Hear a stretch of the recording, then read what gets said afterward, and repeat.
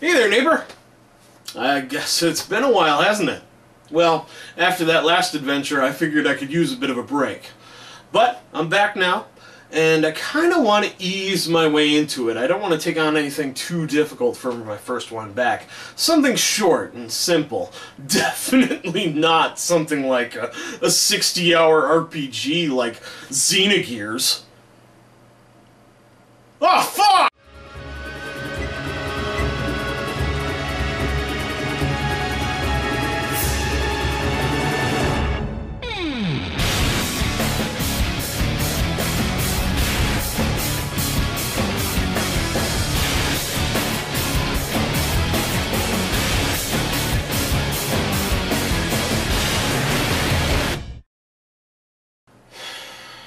Okay, look. If I'm going to do this, I'm still going to take it easy. I'm not playing the entire game, and I'm certainly not going to go into any great detail about the plot after the first hour or so of gameplay. So you can consider this a rare, spoiler-free episode of the Save Files. Just don't get used to it.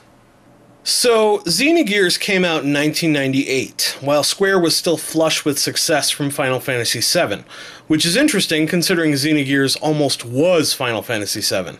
That's right, but someone high up believed Xenogears to be too dark and complicated for a fantasy. However, they did allow it to be developed as a side project. They just summed up Xenogears better than I can. Xenogears has a ton of dark moments, and holy shit is it complicated. So the game starts out with an FMV mixing anime and 3D, which at the time was freaking sweet, though it's slightly more commonplace now. There's this huge spaceship of which the video takes forever to travel its length. Does that remind anyone of anything?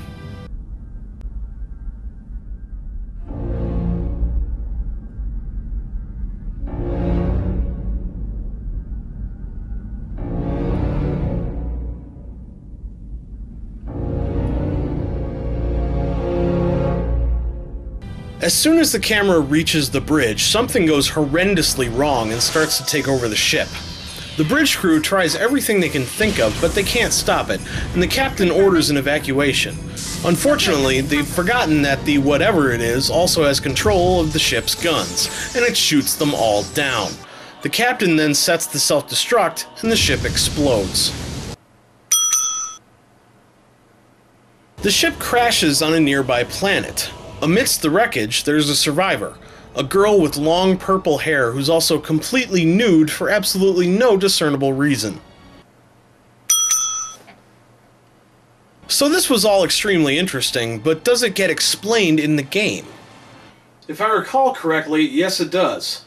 About 45 to 50 hours in. I'm not going to explain it to you, go look it up. So then we get hit with walls of text. Oh, and you can't skip them.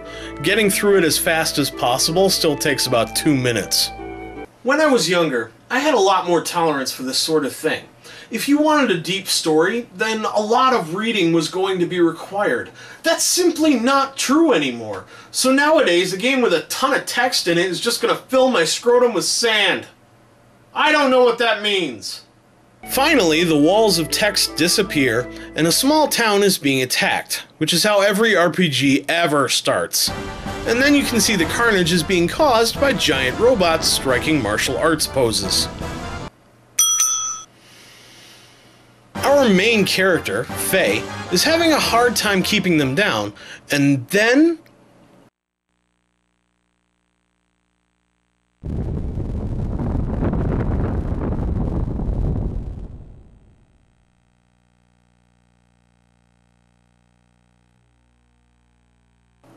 apparently that was a flashback or a dream. It's hard to tell because Faye says nothing about it. So you explore, and you meet Timothy, a friend of Faye's who's going to get married tomorrow, and he makes sure to ask, "We'll go on being friends forever, right?" Oh yeah, he's gonna die. Then you meet Dan, who's the rascal little brother of Timothy's fiancée, Alice. Dan tries talking you into stealing her away, and entices you to do so by reminding you that his sister has big boobs.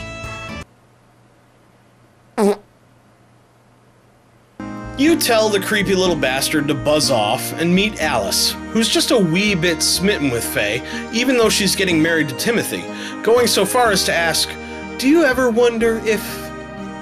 Yep, she's dead too. She sends you to Dr. Setan Uzuki to borrow his camera for the wedding, and it isn't far up the mountain path before you get in a fight. And hey, the battle system has the standard attack, magic, runaway options, but attacking allows you to use martial arts moves in whatever combination you want. And at higher levels, you can acquire death blows, which are certain sequences that end in a more powerful move. Granted, all usable characters have the same possible death blow sequences, and they could have included a lot more possible death blows just for variety's sake, but there's still a lot of variety here, and thanks to that, the battle system is one of the most engaging I've ever seen in a Japanese-style RPG. Anyway, you meet up with the doc, who says he'll bring the camera down tomorrow. So Faye heads home, and suddenly, giant robots called Gears show up in the village. So you fulfill the premonition, or whatever that was, by climbing in one of these gears. And this is where you get your first taste of gear combat. It works a little differently in that you can't just string together combos like you can on foot. You have to build up your power level first. And based on the level, you can then do a combo if you start with the right attack. But every attack consumes fuel, and combos consume even more, and fuel is difficult to replenish in battle. So gear fights can often be more strategic than fighting on foot. Unfortunately, just as you're starting to enjoy yourself, Timothy stupidly wanders into the line of fire and gets hit. Faye sees this happen, and then...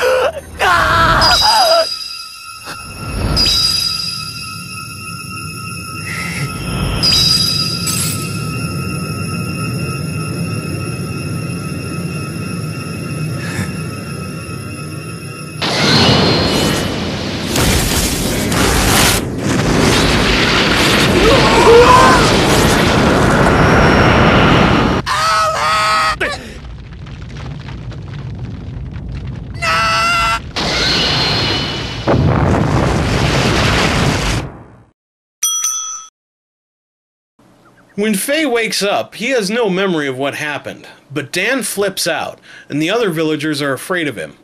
So Faye leaves the village, and the game really begins. Xenogears had a lot of excellent things going for it. It has an intriguing storyline, which can get a little convoluted at times.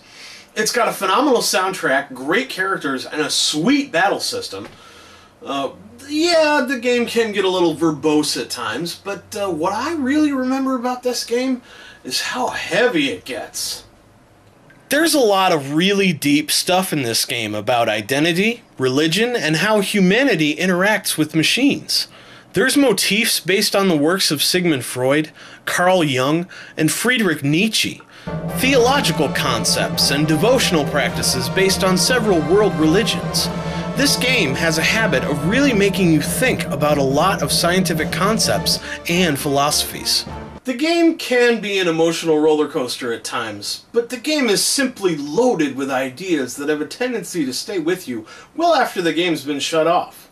For that reason, and many more, I highly recommend this game if you like JRPGs, because it's one of the good ones. For now, I'm gonna go make some more memories.